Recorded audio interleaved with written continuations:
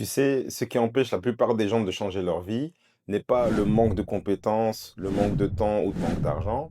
Eh bien, c'est tout simplement la procrastination. Et si tu es là aujourd'hui, eh bien, c'est que probablement tu as déjà pensé à lancer ton activité, parfois même plusieurs fois, et malheureusement, tu n'as jamais osé passer le pas. Tu t'es sûrement dit que c'était pas le moment, que tu avais beaucoup trop de choses à faire, ou bien même parfois pire que ça, que tu verrais plus tard. Alors, écoute-moi bien.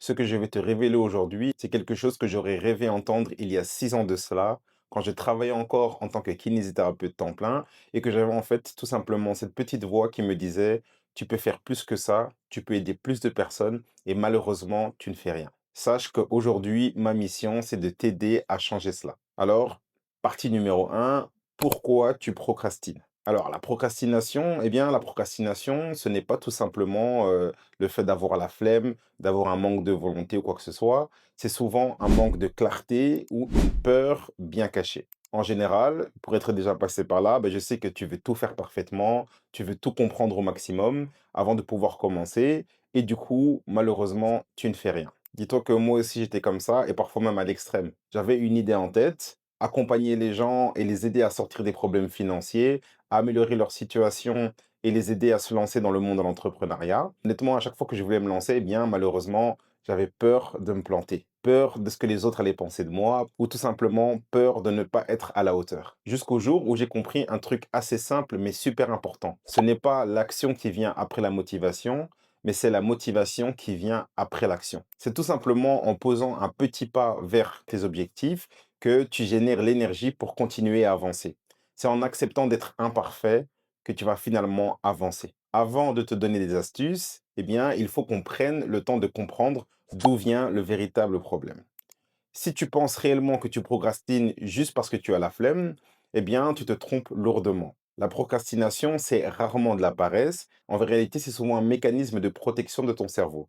Il se dit simplement: oh là là, cette tâche, elle me met complètement en insécurité. Je n'ai pas toutes les informations pour pouvoir performer comme j'en ai envie. Du coup, je ne sais pas comment faire, je ne sais pas comment commencer, je ne veux pas me sentir nul, alors je vais tout simplement éviter de me lancer là-dedans et me tourner vers des choses que je connais déjà.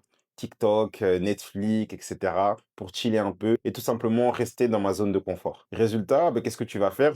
Tu vas scroller sur les réseaux sociaux, tu vas chiller, tu vas jouer aux jeux vidéo, et cetera et malheureusement, tu vas tout faire sauf avancer sur les tâches sur lesquelles tu dois avancer. Eh bien, la bonne nouvelle, c'est que ce n'est pas une fatalité.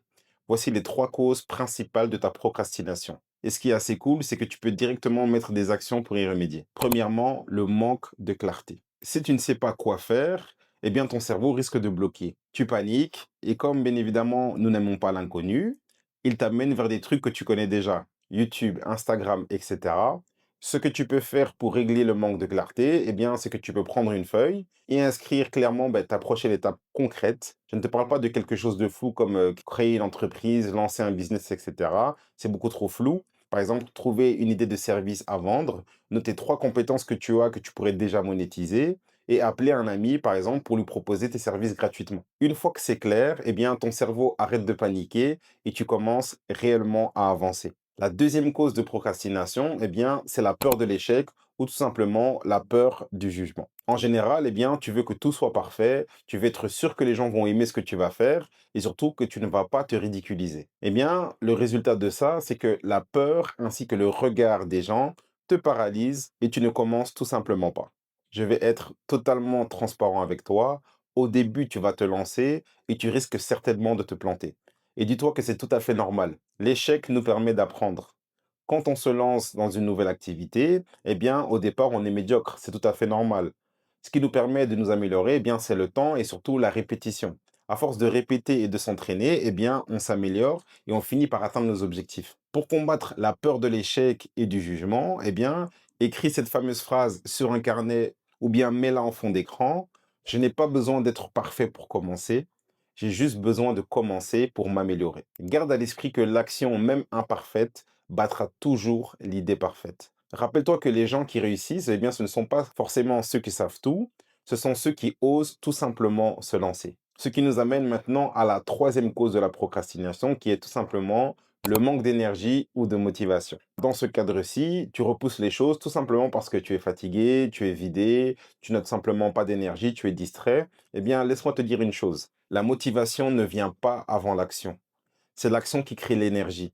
Garde en tête que même une mini-action de 3 minutes peut tout changer dans ta vie. Pour régler ce problème, mets par exemple un chronomètre de 5 minutes et fais juste un petit truc productif. Juste pendant 5 minutes. Écris par exemple une idée d'offre, fais une recherche par exemple sur un métier qui pourrait être intéressant, qui t'attire, note par exemple le nom de plusieurs personnes à qui tu pourrais proposer tes services et observe à ce moment-là comment ton énergie va commencer à changer. En faisant cela, tu vas tout simplement créer un élan et c'est ça qui va te libérer. Maintenant qu'on a défini les 3 causes principales de la procrastination ainsi que leurs solutions, eh bien, je vais te partager 4 techniques qui vont te permettre de passer à l'action. La première technique, eh bien, c'est tout simplement la règle des 5 secondes. Quand une idée te traverse l'esprit, eh bien, lance tout simplement un compte à rebours dans ta tête ou à haute voix. 5, 4, 3, 2, 1, et puis c'est parti. Et directement, tu bouges, tu envoies des messages, tu ouvres ton ordinateur, tu commences ton plan, tu passes à l'action. Ton cerveau n'aura pas le temps de négocier avec toi que tu auras déjà commencé à passer à l'action. La deuxième technique, c'est ce que j'appelle l'heure de bagarre. Bloque chaque jour 1 heure pour faire ce truc que tu repousses à chaque fois. Pas d'Instagram, pas de distraction, pas d'SMS, rien du tout. Enlève les notifications, juste toi et la tâche que tu t'es fixée. Si tu arrives à maintenir cette routine pendant au moins 3 jours, eh bien, tu verras des changements s'opérer dans ta vie et ta perception du difficile aura changé. Troisième technique, eh bien, on a ce qu'on appelle la dopamine détox. La plupart des gens n'agissent pas parce qu'ils sont beaucoup trop stimulés. Si tu veux de la clarté, eh bien, tout simplement, réduis les réseaux sociaux, les scrolls inutiles, Instagram, TikTok, etc., les notifications, enlève tout ça. Un jour sans ça, eh bien, c'est l'équivalent d'un cerveau plus clair et plus vif. Quatrième technique, c'est tout simplement la technique du commence petit mais avance. Lance ton activité avec ce que tu as. Tu n'as pas besoin de site internet sophistiqué, de logos ultra compliqués ou ni même d'un statut social élevé tout de suite. Tu n'as besoin que d'une compétence, d'un besoin à résoudre et d'un premier client. Je l'ai déjà dit des centaines de fois et je vais encore continuer à le dire. Lancer une activité dans la prestation de service, c'est le modèle le plus simple et le plus accessible pour changer de vie. Dis-toi que tu n'as pas besoin d'investir des milliers d'euros pour commencer. Tu peux tout simplement commencer avec ce que tu sais déjà faire. Dis-toi que moi, j'ai commencé avec mes mains, littéralement. En tant que kinésithérapeute et préparateur physique, je proposais simplement mon aide à ceux qui avaient mal ou qui voulaient retrouver la forme. Et honnêtement, ce sont ces premiers pas, en fait, qui ont tout changé pour moi. Grâce à eux, eh bien, j'ai appris à vendre, à écouter, à accompagner. Et puis, tout simplement, bien, j'ai structuré, j'ai recruté et puis j'ai commencé à scaler. Et aujourd'hui, en fait, bien, j'accompagne d'autres personnes comme toi à faire exactement la même chose. Que tu sois coach, thérapeute, monteur vidéo, esthéticienne, développeur, plombier, etc.